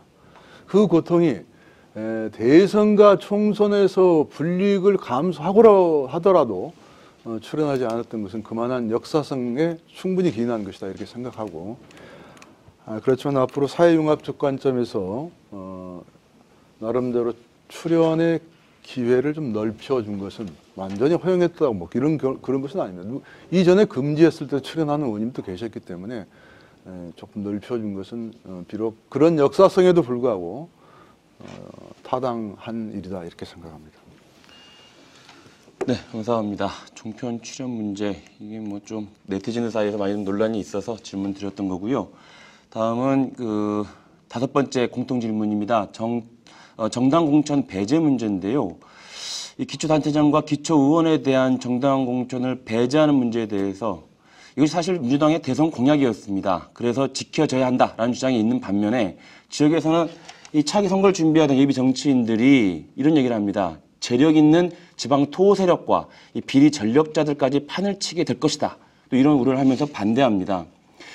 이 논란이 좀 있는데요. 이 같은 그런 부작용이라든가 이런 논란들을 어떻게 하면 없앨 수 있을까? 이런 지역의 반발을 어떻게 풀어낼 수 있을 것인가? 당대표가 되신 뒤에 이것에 대한 답변을 듣도록 하겠습니다. 역시 순서에 따라서 강기정 후보께서 먼저 답변해 주시겠습니다. 제가 3월 20일 출마 선언 이후에 우리 민주당 소속 단체장이 104분인데요. 그중에 어제까지 78분의 단체장을 직접 만났습니다. 그분들이 많은 걱정을 하신 속에서도 민주당 걱정도 있었습니다만은 특히 공천 폐지 요구가 많이 있었습니다. 대선 약속을 지켜야 된다라는 얘기와 또 실질적으로 단체장들이 활동을 해보니까 공천이 없는 것이 좋겠다라는 요구도 있었습니다. 그러나 또 한편 이 공천 문제는 지방자치의 발전뿐만 아니라 여러 측면에서 또 다른 측면이 분명히 존재하기 때문에 이 문제를 어떻게 할까 고민하다 저는 지난주 일요일 날 결국 이것은 우리 당에서 총의로 결정해야 되겠다. 그래서 전 당원 투표를 통해서 결정했으면 좋겠다라는 의견을 제시를 했습니다. 그 결정을 할 때 공천을 해야 된다 안 해야 된다라는 이분법적 결정도 있습니다만은 이 공천권을 프랑스처럼 시민단체나 유권자 단체에게 이 기회를 부여해서 정당에 독점하는 공천권이 아니라 지방자치에 대해서는 이런 NGO 단체에게도 문을 여는 이런 문제까지를 통해서 당원들에게 좀 물어보자. 그리고 그 묻는 결과는 결국은 국회 정치쇄신위원회를 통해서 여야가 결정될 거다. 결정해야 될 거다. 이렇게 생각합니다. 감사합니다. 이용서 후보께서 답변해 주시기 바랍니다. 잘 아시는 것처럼 지난 대선 때 세 분의 후보가 모두 공천을 배제하겠다고 약속을 했습니다. 저는 약속은 지켜져야 된다고 생각을 합니다. 그렇게 공약을 해놓고 지키지 않기 때문에 국민들께서 공약에 관심이 없습니다. 저분들은 필요하면 얘기하고 항상 거둘 수 있는 분들이다. 그렇기 때문에 정책 선거가 되지 않는 것입니다. 또 그리고 공천을 폐지하게 되면 장점도 많이 있습니다. 그러나 저는 이 문제는 극복해야 될 두 가지 가지가 있다고 생각을 합니다. 하나는 충분한 당내 논의나 국민적 의견 수렴을 거치지 않고 이게 후보 공약으로 약속이 됐다는 점이죠.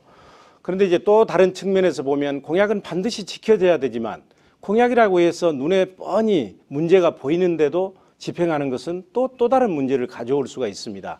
그래서 신중한 논의가 필요하고요. 두 번째는 현실적으로 정당 공천 폐지는 여러 가지 문제가 있고 있는 것으로 지적되고 있습니다. 방금 말씀하신 것처럼 지방 토호 세력이 난립할 것이다. 책임 정치가 실종될 것이다. 풀뿌리 정당 정치가 사라질 것이다. 이런 문제들이 있습니다. 저는 그래서 우리 강기정 후보께서 제시하신 5.4 전당대회 때 당원들은 정말 어떻게 생각하는 것인지 이해관계를 갖지 않는 분들의 한번 생각을 들어보는 것도 좋은 아이디어라고 생각을 합니다. 그러나 제 개인의 이제 입장을 말씀을 드리면 저는 4월 19일 날 약속을 지키면서 부작용도 최소화하는 저의 입장을 최종 발표를 하겠습니다. 지금 발표해 주시는 건 아니고 4월 19일 날. 4월 19일 날 하겠습니다. 예. 그럼 세 번째로 신계련 후보께서 답변해 주시겠습니다. 사실 이 문제도 어려운 문제이고 좀 쉽게 생각할 문제는 아니었습니다. 그래서 뭐 대선 공약으로 할 때도 신중했어야 한다고 나는 생각한 편이었습니다. 왜 그렇게 생각하냐면 저는 이 기초단체장의 정당 공천을 따기 위해서 당시 민정당과 싸웠던 기억이 있기 때문에 그렇습니다. 가두에서 싸우고 국회의장 공간에 농성을 들어가고 당시 야당이 혼신의 힘을 다해서 얻은 게 기초단체장의 정당 공천입니다. 당시 집권당에서는 절대로 기초단체장에게 정당 공천을 안 주려고 했습니다. 그런 상황 때문에 갖고 있는 역사성 때문에 조금 저희가 생각해야 할 분야가 있다고 생각합니다. 두 번째, 이 기초단체장이나 기초의원의 정당 공천을 배제한 문제가 나오는 것은 그 자체로서 나온 문제라기보다는 우리 정당 정치에 대한 불신입니다. 다시 말해서 정당을 혁신해서 국민의 품으로 안겨드리면 이 문제의 본질이 전 해소된다 이런 생각을 하나 하고, 또 하나는 공천이 정확하지 않고 불투명하고 야합하고 잘못되었기 때문에 거기서 생긴 정당 공천의 배제를 말하는 것이라고 생각합니다. 그래서 다음 당 대표가 정말 책임지고 국민이 정말 원하는 방향으로 정당을 혁신하고 올바른 공천을 수행한다면 이 문제가 어느 정도 완화될 것이라고 생각하고 그 토대 위에서 시간을 갖고 정리할 수 있다고 생각합니다.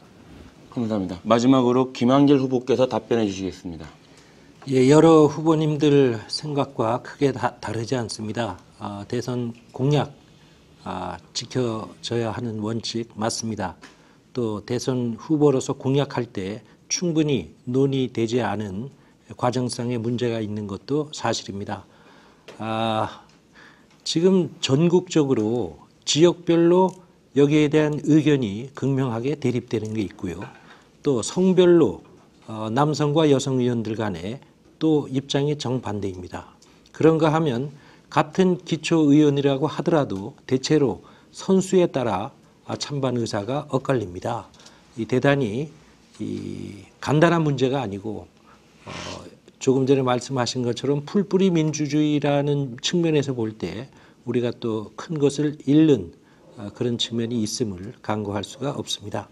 제 생각에는 누구든 당대표가 되면 최우선적으로 이 문제를 결론 내기 위해서 공청회도 할 수 있고 뭐 당원들의 의사를 물을 수도 있겠습니다만은 그때 결론 내는 것이 맞겠다. 지금 이 문제를 가지고 우리가 더 논의하면 이제 내일 모레의 일이 아닌데 우리 이번 전당대회가 혁신에 대한 경쟁이 아니라 이런 부분이 쟁점이 될 때 우리가 그것을 바람직하다고 할 수가 없겠다 하는 생각을 하고 있습니다.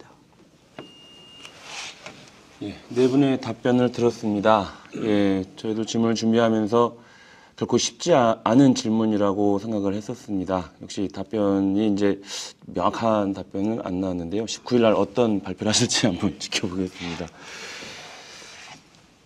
다음은 사회자 개별 질문 시간입니다. 제가 각 후보들에게 하나씩의 질문을 드릴 텐데요. 토론회 진행이 조금 시간이 좀 부족한 관계로 답변 시간을 조금 제가 짧게 질문 드리고 답변 시간 대신 1분으로 좀 줄이겠습니다. 1분 30초에서 1분으로 줄이도록 하겠습니다. 자, 순서에 따라서 이용섭 후보에게 먼저 제가 질문을 드리겠습니다. 아까 김한길 후보께서 말씀하셨지만 민주당에서 주로 정책적인 행보를 해오셨습니다. 반면 정치적 행보는 별다르게 보여지지 않았던 것으로 보입니다. 정치 역량이 필요한 당대표로서 이게 좀 부족한 건 아니냐라는 지적에 대해서 어떻게 생각하십니까?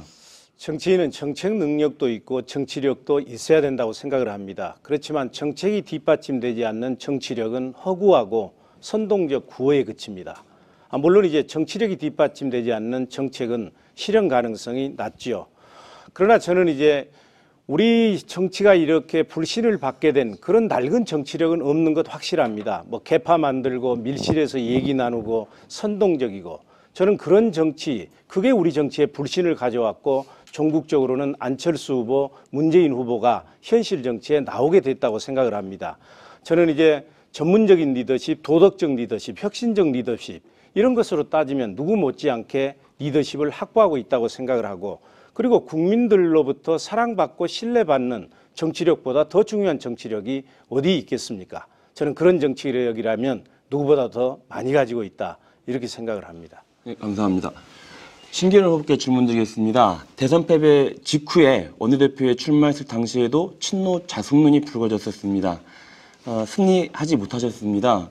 이번 전대회 결과는 다를 거라고 보십니까? 친노 자성론과 패배와 연관이 있다고 생각하지는 않습니다. 이번 대선, 이번 당권도 마찬가지라고 생각하고요. 제가 생각할 때는 지금 위기에 처해 있는 당을 구하는데 어떤 처방을 내리고 어떤 사람이 리드할 것인가라는 것이 중요한 것이지 어떤 사람의 책임, 그러니까 안 되고 이런 것은 아니라고 생각합니다.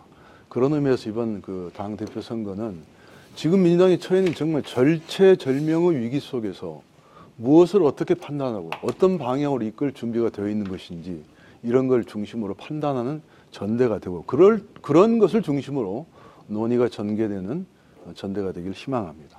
예. 감사합니다. 김한길 후보께 질문 드리겠습니다. 일각에서는 캠프에 구민주계, 평민계 진영에서 일했던 분들이 수속돼 있다라는 얘기가 있습니다. 그렇다면 이것이 지금 얘기하고 계시는 혁신의 기치와 맞는 것이냐? 그런 인물들과 함께 하신다면 이런 질문에 대해서 어떻게 생각하십니까? 구민주계라고 하셨나요? 예.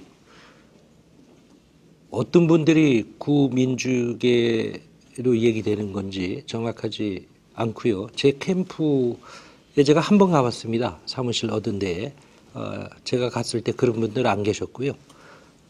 저는 그 질문의 진위가 어디 있는지 제가 잘못 파악했는지 모르겠습니다만은 제가 출마 선언문에 그렇게 밝혔습니다. 김대중 노무현 두 분 대통령은 우리가 참 모셔야 할 우리 당의 큰 거목입니다만은 이제는 두 분을 뛰어넘는 대안 세력으로 우리가 이 국민께 인정받아야 우리가 수권 정당이 될 수 있는 것 아닌가 이렇게 생각하고 있습니다.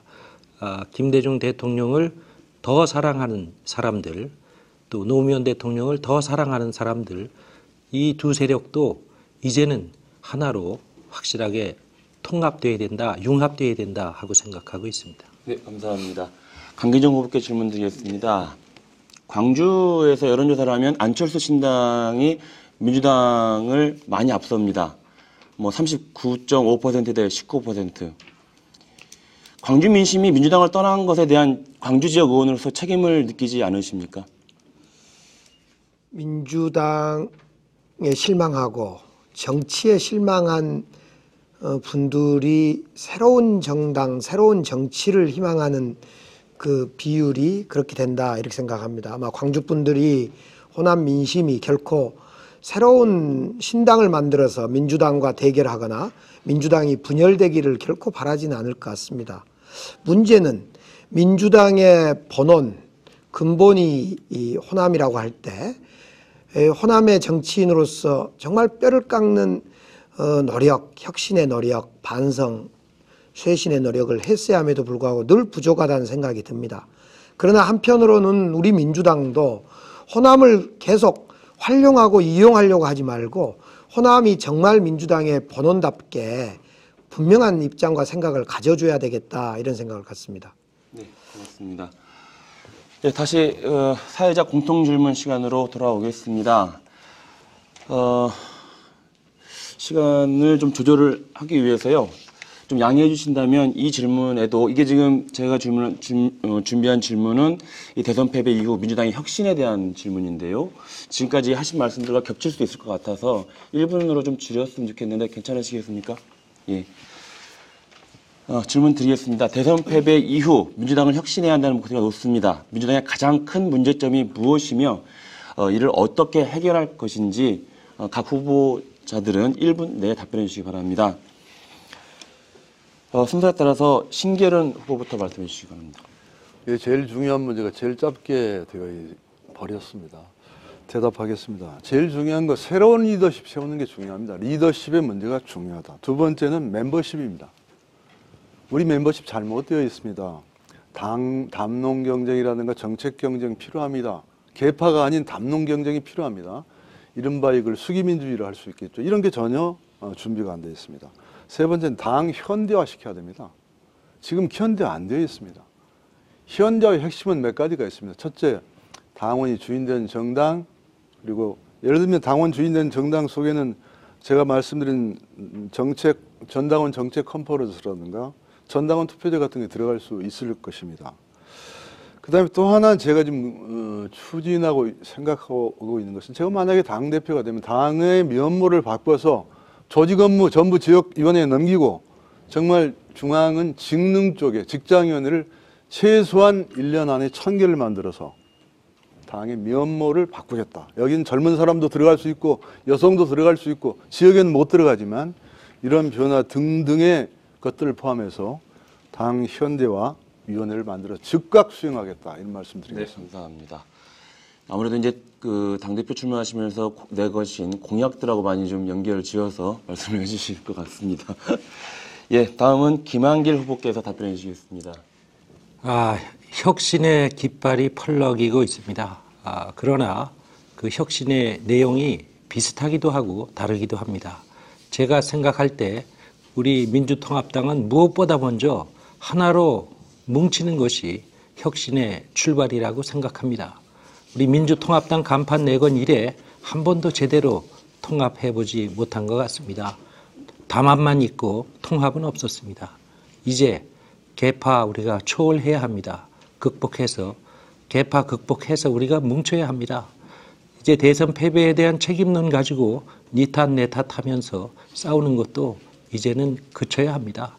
또 소모적인 이념 논쟁으로 우리 서민과 중산층이 먹고 사는 문제 이것부터 해결해내는데 등한히 해서 안 되겠습니다. 국민 생활의 균등한 향상을 저는 기치로 내걸었습니다. 우리 헌법에 명시되어 있는 헌법적 가치입니다. 네, 고맙습니다. 다음은 강기정 후보께서 답변해 주시겠습니다. 네, 앞서 말씀드렸듯이 우리 민주당 소속 단체장 104분 중에 78명을 직접 만나서 얘기를 들어봤더니요.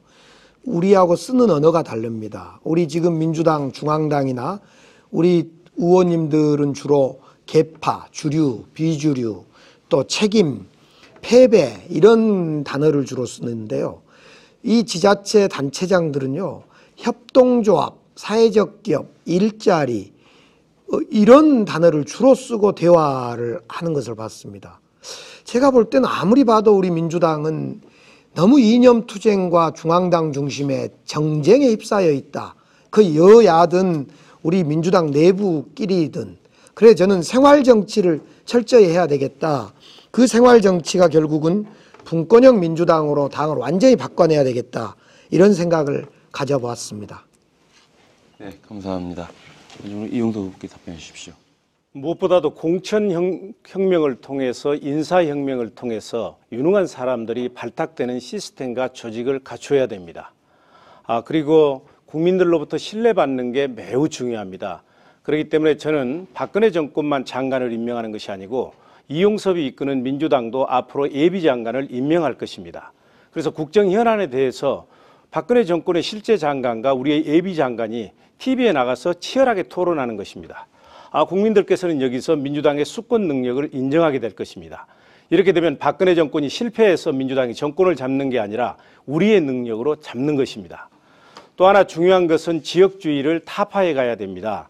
저는 제 임기 동안에 반드시 권역별 비례대표제와 석패율 제도를 도입해서 영남에서도 민주당 국회의원이 나오고 호남에서도 새누리당 국회의원이 나오는 그런 전국 정당화를 추진할 것입니다.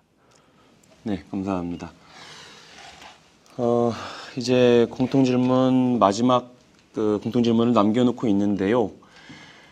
사실 민주당 의석수 또 다른 야당 의석수까지 포함하면 전체 의석수의 절반이 넘습니다. 박근혜 정부 마음대로 할 수 없는 이제 그 우회 구도인데요. 그렇기 때문에 아무래도 더 이 민주당의 이 당 대표의 역할이 더 중요하지 않을까 싶습니다. 민주당 마음대로 민주당이 허락하지 않으면 박근혜 정부도 뭐 할 수 없다 이런 얘기도 뭐 할 수 있는 거잖아요. 그래서 질문을 준비해봤습니다. 박근혜 정부의 정책 중에서 우리 후보님들은 이것만큼은 내가 비록 야당이지만 쌍수를 들고 찬성해 주겠다. 또 반면에 이것만큼은 내가 우리 선진화법도 있지만 몸싸움을 해서라도 막아내겠다. 이런 정책들이 한 개씩 있을 것 같습니다. 이것을 들어주시고 그 관련된 이유를 설명해 주십시오. 이것은 1분 30초간 답변해 주시면 될 것 같습니다. 자, 순서에 따라서 김한길 후보께서 먼저 해주십시오. 예, 워낙 상황이 위중하기 때문에 다른 얘기 할 수 없고요. 우선 박근혜 정부의 대북 정책에 대해서 말씀하지 않을 수 없습니다. 한반도의 긴장이 하루하루 고조되고 있고 국민들의 불안도 하루하루 깊어가고 있습니다. 북한의 이 막무가내식 호전성에는 여전히 우리가 또 한 번 경악합니다마는 어떤 정부든 이 상황을 통제하고 관리해야 할 책임이 있습니다. 그런데 박근혜 정부는 속수무책인 것처럼 보입니다. 대단히 안타까운 일이고 이렇게 있을 수는 없다고 생각합니다.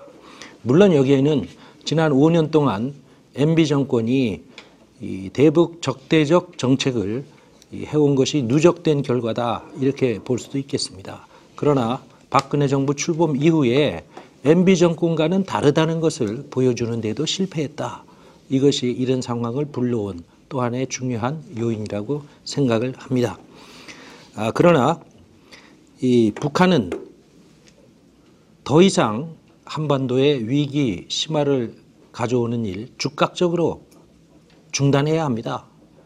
한반도의 위기가 고조될수록 실제로 손해보는 것은 주변 강대국들이 아니라 바로 남과 북뿐입니다.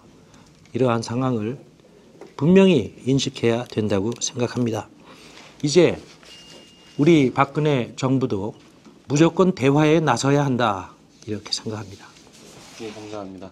강기정 후보 답변해 주시기 바랍니다. 네, 우선은 현 한반도 상황을 극복하는 일이 무엇보다 중요할 것 같습니다. 저는 기본적으로 박근혜 정부의 그 대북 정책, 한반도 신뢰 프로세스라고 발표했던 대북 정책에 대해서 상당히 긍정적인 점수를 주고 싶습니다. 이명박 정권 때 하도 대북에 완전히 단절이 있었던 비핵 개방 3천 정책에 의해서 완전히 대북 정책이 아무것도 없는, 남북 정책이 없는 이런 상황이었기 때문에 이 박근혜 정부에서는 한반도 신뢰 프로세스라는 이 한반도 정책이 부디 성공하기를, 그래서 한편으로 대화하고 한편으로는 안보를 챙기는, 굳건한 안보를 챙기는 병진 노선, 햇볕 정책을 계승하는 그런 노선으로 가기를 바라고 그에 대해서 많은 힘을 싣고 찬성표를 던지도록 하겠습니다. 그러나 한편으로는 지금 인사 정책이 완전히 뭐 F학점 아닙니까? 제가 볼 때는 인사 시스템을 구축하는 문제가 정답이 아닌 거라고 보여집니다. 그것은 두 번째 문제로 보여집니다. 우선은 박근혜 대통령 스스로가 제발 혼자 있는 시간을 줄여야 된다고 생각합니다. 혼자 생각하고 혼자 밥 먹고 혼자 대화하지 않는, 그래서 청와대에서 늦은 시간에 일찍 혼자 있는 이 시간을 줄이고 대화하고 검증하는 시스템 만들고 함께하는 이런 시간을 보내는 것이 필요하겠다. 네, 감사합니다. 이용석 후보 말씀해 주십시오. 우리 사회의 가장 큰 문제는 사회 양극화입니다. 이로 인한 갈등과 분쟁을 해소하지 않고서는 한 발자국도 나아갈 수 없는 것이 오늘의 현실입니다. 저는 박근혜 정권이 사회 양극화 해소를 위해서 경제민주화, 보편적 복지, 그리고 이런 일자리 창출, 이런 정책을 취하게 되면 적극적으로 협조할 것입니다. 그리고 남북 간의 소통과 대화를 통해서 국민의 생명과 재산을 지키는 그런 대북 정책도 적극 지원할 것입니다. 그렇지만 소통과 통합과 상생을 막는 그런 정책에 대해서는 적극적으로 반대할 것입니다. 우선 국민의 생명과 재산을 담보로 해서 위험한 대북 정책을 가지고 간다면 그것은 국민의 이름으로 강력하게 맞설 것입니다. 그리고 부자 감세처럼 양극화를 심화시키는 그런 정책도 결코 용납돼서는 안 될 것입니다. 그리고 국민의 뜻을 무시하는 낙하산 인사, 이것도 시정돼야 합니다. 임명권자는 대통령이지만 나라의 주인은 국민입니다. 그렇기 때문에 장차관급 고위 인사는 대통령의 취향을 잘 아는 사람을 임명하는 것이 아니고 국민의 마음을 헤아릴 수 있는 그런 이제 고위직을 임명해야 될 것입니다. 이렇게 소통과 통합과 상생을 지지하는 그런 정책에 대해서는 적극적으로 박수를 보낼 것이고, 양극화나 소통과 통합 상생을 저해하는 정책에 대해서는 적극적으로 견제하고 비판할 것입니다. 네, 수고하셨습니다. 마지막으로 신계륜 후보 답변해 주시겠습니다. 뭐 다른 많은 후보들이, 여러 후보들께서 남북관계 언급을 했기 때문에 이 문제는 제가 한 두 가지만 지적하고 가겠습니다. 절대로 지금 남북관계 때문에 생기는 동남아 질서의 그 평화 질서의 재편 과정에서 절대로 주도권을 잃으면 안 됩니다. 항상 주도권을 가지시기를 바란다는 말씀을 대통령께 드리고 싶고요. 두 번째는 국민에게 납득이 되는 상황 설명이 있어야 됩니다. 어찌 돼서 이렇게 되었고 국민들은 어떻게 하면 됩니다라는 충분하고도 자세한 설명이 있어야 된다고 생각합니다. 이것이 없었습니다. 아울러 기왕에 나온 김에 말씀을 드리면 제가 환경노동위원회에서 일한 지, 위원장으로 일한 지 거의 1년이 다 되어 갑니다. 너무 아픈 사람들, 서러운 사람들, 슬픈 사람들, 좌절한 사람들이 많습니다. 아까 제가 드린 노동자 유형 중에서도 조직되지 않은 미조직 노동자가 90%입니다. 정규직보다 비정규직이 더 많아지고 있습니다. 공식 부분보다 비공식 부분이 더 많아지고 있습니다. 이것은 민주주의를 역행하는 처사입니다. 제가 대통령 선거 때 전국 공무원 노동조합과 정책 협약을 맺었습니다. 대통령 선거가 끝나자 그 위원장은 해고됐습니다. 전국 공무원 노조위원장을 복직시키고 전국 공무원 노조의 합법적인 지위를 즉시 보장해야 된다고 생각합니다. 네, 말씀 잘 들었습니다. 예, 4명의 후보님들 긴 시간 동안 정말 수고해 주셨습니다. 이제 마지막으로 마무리 발언을 듣도록 하겠습니다. 각 후보자들은 1분간 자유롭게 마무리 발언을 해주시기 바랍니다. 순서에 따라서 강기정 후보부터 먼저 하도록 하겠습니다. 네, 청취 시청해 주셔서 감사드립니다. 아마 국민들은 지금 박근혜 정권의 5년을 두려워한 것이 아니라 정말 박근혜 정권 5년 뒤, 그 뒤에도 우리에게 희망이 없으면, 민주당이 혁신하지 않으면 그것이 아마 두려울 거다, 저는 이렇게 생각합니다. 저는 5년 뒤를 우리 민주당이 준비해야 되고, 그 준비는 정치혁신의 본질로, 새정치의 본질이다 생각합니다. 제가 이번 당대표 출마하면서 저는 그것을 승자 독식의 대통령제를 없애고 바꿔서 정말 분권화된 공존의 대통령제로 가는 권력구조 개편이 필요하다. 이걸 저는 당대표가 되면 즉각 박근혜 정부와 합의해내야 된다, 투쟁해내야 된다, 이런 생각이 듭니다. 그러기 위해서 우리 민주당은 한편으로 생활정치를 해내는 분권형 민주당으로 내려가야 되겠다, 이렇게 생각합니다. 네, 감사합니다. 다음은 이용섭 후보 말씀해 주십시오. 존경하는 국민 여러분, 그리고 사랑하는 당원 동지 여러분, 오늘 토론회 잘 보셨습니까? 이제 정말 다른 기준 다 버리고 누가 민주당을 살릴 수 있고 새 정치를 실현할 수 있는지 이 잣대만 가지고 보셔야 합니다. 저는 다양한 국정 경험을 통해서 정책 능력을 키웠고 3번의 국회 인사청문회를 통해서 도덕성을 검증받았고 다양한 기관의 혁신을 성공시킨 경험이 있습니다. 저 이용섭이가 당대표가 되면 여의도 정치 크게 놀라보게 바뀔 것입니다. 권력 정치에서 생활 정치로, 불신의 정치에서 신뢰의 정치로, 투쟁의 정치에서 대화의 정치로 바뀔 것입니다.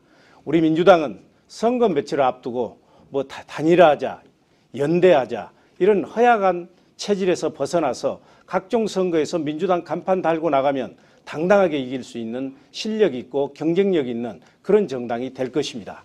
우리 당원들이 나는 민주당원이다 이렇게 자랑스럽게 얘기할 수 있는 정당 제가 만들겠습니다. 네, 감사합니다. 신계련 후보 마무리 발언해 주시기 바랍니다.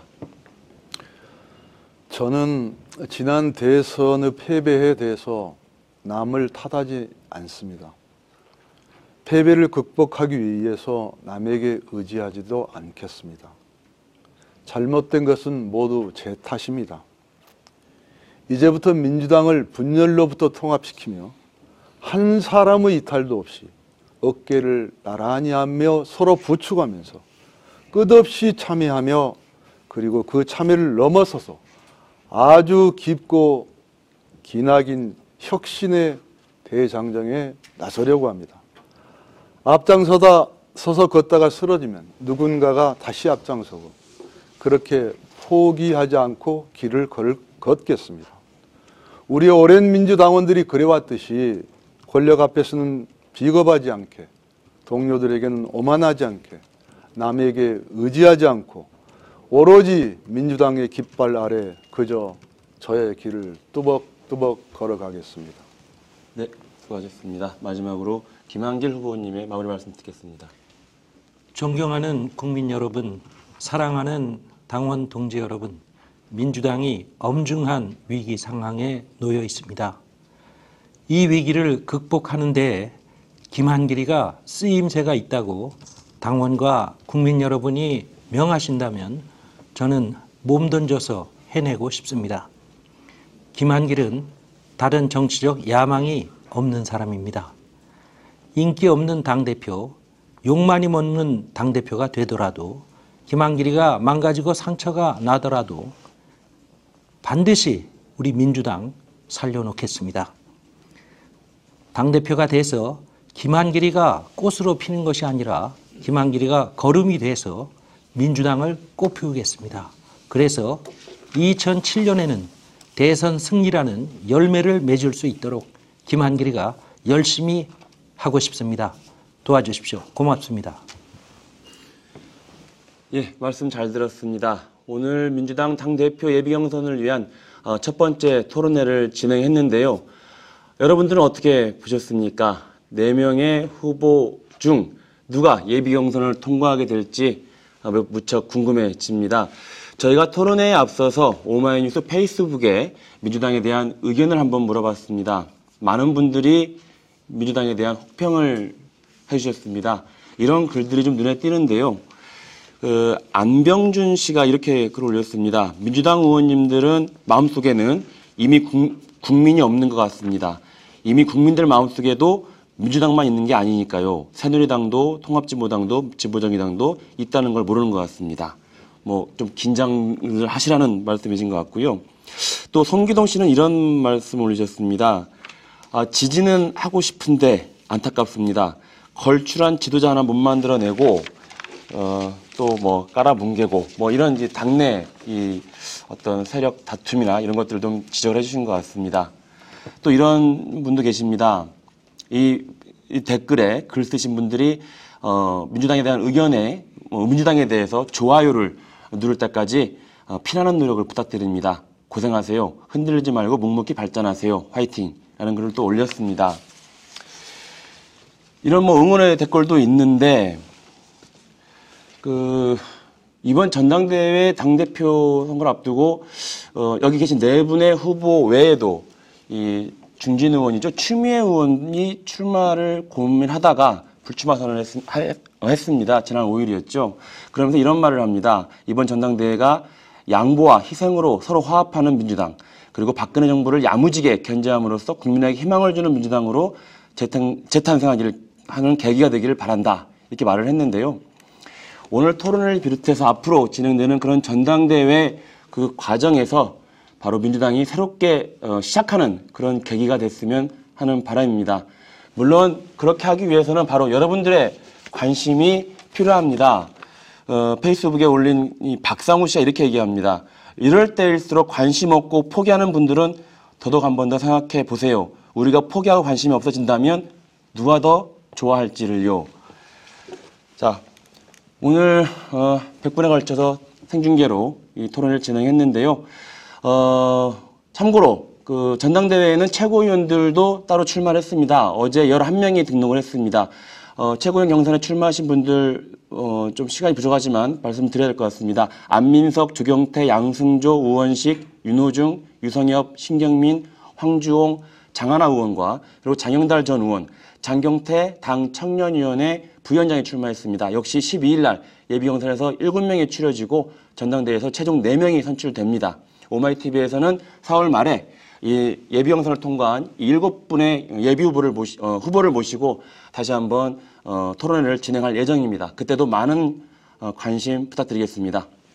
이것으로 오마이뉴스가 주최한 민주당 전당대회 당대표 예비경선 첫 토론회를 모두 마치도록 하겠습니다. 감사합니다.